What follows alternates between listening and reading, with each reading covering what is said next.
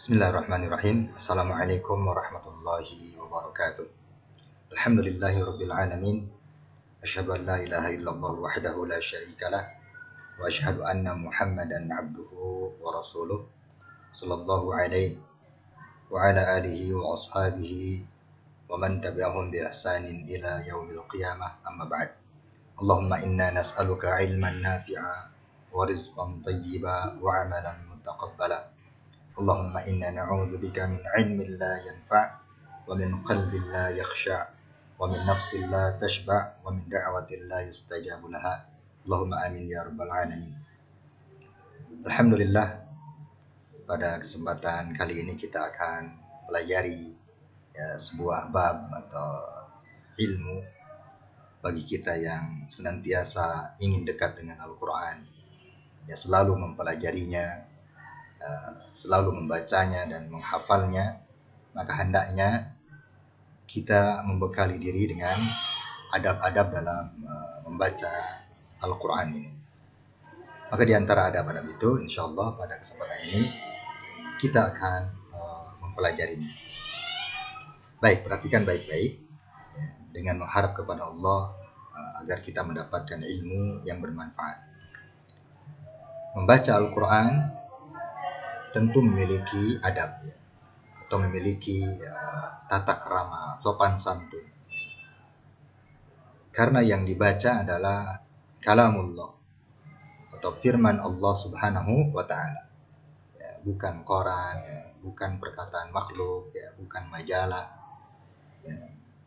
Kita mengagumkan sesuatu itu karena kita melihat bahwa Al-Quran adalah firman Allah Subhanahu wa Ta'ala.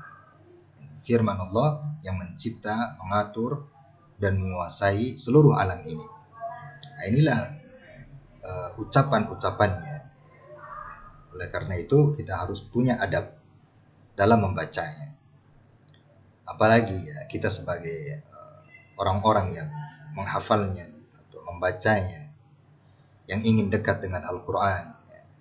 Contoh misalnya di bulan Ramadan, kita sering membaca Al-Quran, maka harus diperhatikan adab-adabnya. Dikarenakan pula para ulama biasanya menyebut bulan Ramadan juga dengan bulan Al-Quran. Walaupun demikian, tentunya walaupun di bulan atau di luar bulan Ramadan, kita harus perhatikan adab-adab itu. Sebab kita adalah orang-orang yang berupaya atau berusaha ingin dekat dengan Al-Quran. Sebab jalan atau salah satu pintu untuk dekat dengan Allah Subhanahu wa Ta'ala adalah dekat dengan kitabnya, yakni Al-Quranul Karim. Baik, selanjutnya adab-adab itu ada beberapa yang kita akan lihat pada kesempatan kali ini adalah paling tidak ada 8 adab dari membaca Al-Quran. Yang pertama tentunya adalah niat, yakni ikhlas, karena semata mengharap pahala di sisi Allah Subhanahu wa Ta'ala. Niat ini sangat penting dan harus selalu dijaga. Jadi ketika membaca Al-Quran, tidak ada pengharapan selain kepada Allah Subhanahu wa Ta'ala, yakni pahala yang ada di sisi Allah. Bukan menginginkan pujian manusia, atau bukan juga menginginkan agar kita disebut qari atau disebut seorang hafidh. Tapi justru kita harus berupaya memperbaiki niat itu dalam setiap kita membaca Al-Quran, yakni betul-betul mengharap hanya kepada Allah, kebaikan di sisi Allah, karena takut kepada Allah Subhanahu wa Ta'ala. Bukan mengharapkan selain itu. Apalagi kita mengharapkan apa yang ada pada sisi manusia, berupa pujian makhluk, ingin disebut qari atau hafidh. Yang kedua, disunnahkan membaca Al-Quran dalam keadaan mulut yang bersih. Bisa dengan bersiwak terlebih dahulu, atau yang semisal dengannya, misalnya dengan pasta gigi, sikat gigi, atau berkumur. Kemudian yang ketiga, disunnahkan dalam keadaan suci, berwudu terlebih dahulu. Ini lebih utama, meskipun mayoritas ulama itu membolehkan kita membaca Al-Quran tanpa berwudu terlebih dahulu. Kemudian yang keempat, mengambil tempat yang bersih. bisa di masjid ya, atau di rumah. Perhatikan tempatnya, tempat yang bersih. Kemudian yang kelima, kita hendaknya menghadap kiblat, yakni menghadap ke kiblat, menghadap Ka'bah. Duduk dengan penuh ketenangan, sakinah. Sebab kita akan bermunajat atau kita akan membaca kalamnya Allah Subhanahu wa taala. Harus penuh ketenangan, kedamaian, ya, sakinah. Kemudian selanjutnya ketika kita akan mulai membaca Al-Qur'an, kita membaca ta'awudz terlebih dahulu.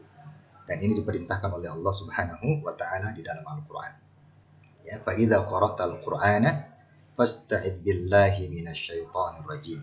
Ya, jika kalian ingin membaca Al-Qur'an, maka bacalah ta'awudz terlebih dahulu. Yani memohon perlindungan kepada Allah dari godaan syaitan yang terrajam, syaitan yang terkutuk.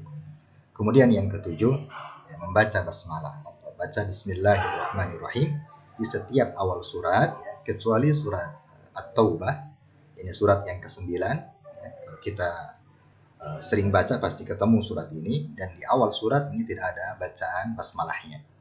So, kayak kata mayoritas para ulama, surat At-Taubah ini adalah lanjutan dari surat sebelumnya.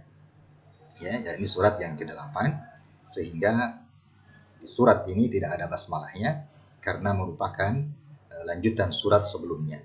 Kemudian yang ke-8, hendaklah kita membaca Al-Quran dalam keadaan khusyuk dan berusaha untuk merenungkan setiap ayat yang dibaca. Ini yang paling penting juga ya.